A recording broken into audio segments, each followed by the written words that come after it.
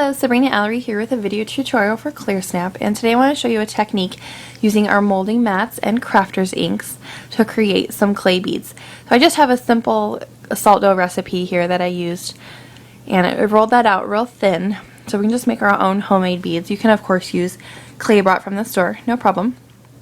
So we're going to be using the molding mats to create textures on these beads. They come in the longer shape.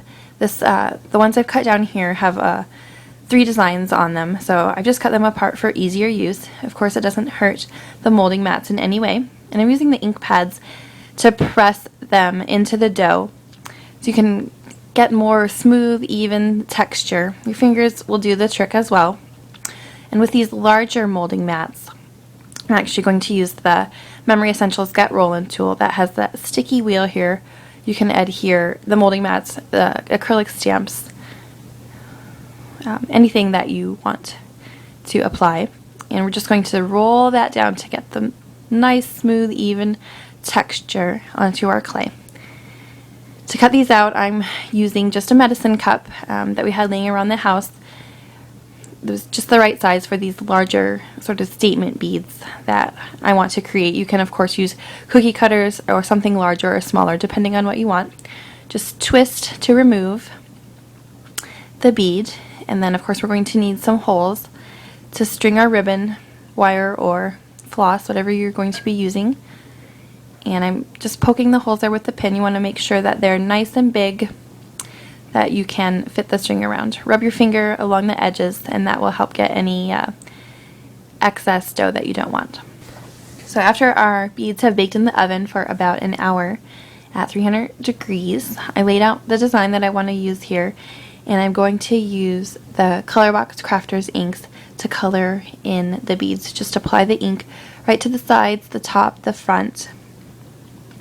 And the Crafters ink is a really great ink for using on really any project other than paper. It does work on paper also. It's a really great, vibrant, juicy color that applies nice and smoothly and evenly.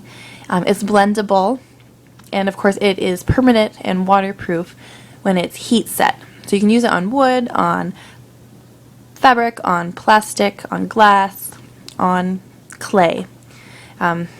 There's surely many more designs. And the colors I'm using here, the neon sort of yellow is the limon, the pinkish purple is the sweet pea, and then the blue that I'm using here is Aruba. So after I finished coloring each of the beads and they're all dry, I'm just going to string my ribbon through here. You can see the flower that I have set up there for a really fun, pretty spring necklace. And I just want to show you one more technique for using the molding mats. I'm using the Crafters mini ink bottles here to fill in the cracks to really highlight the texture that I've created. And the ink bottles have this nice little point that's great for painting. And that's all for me today. Thank you so much for joining me today. For more ideas and inspiration, please visit clearsnap.blogspot.com, and for product information, please visit www.clearsnap.com.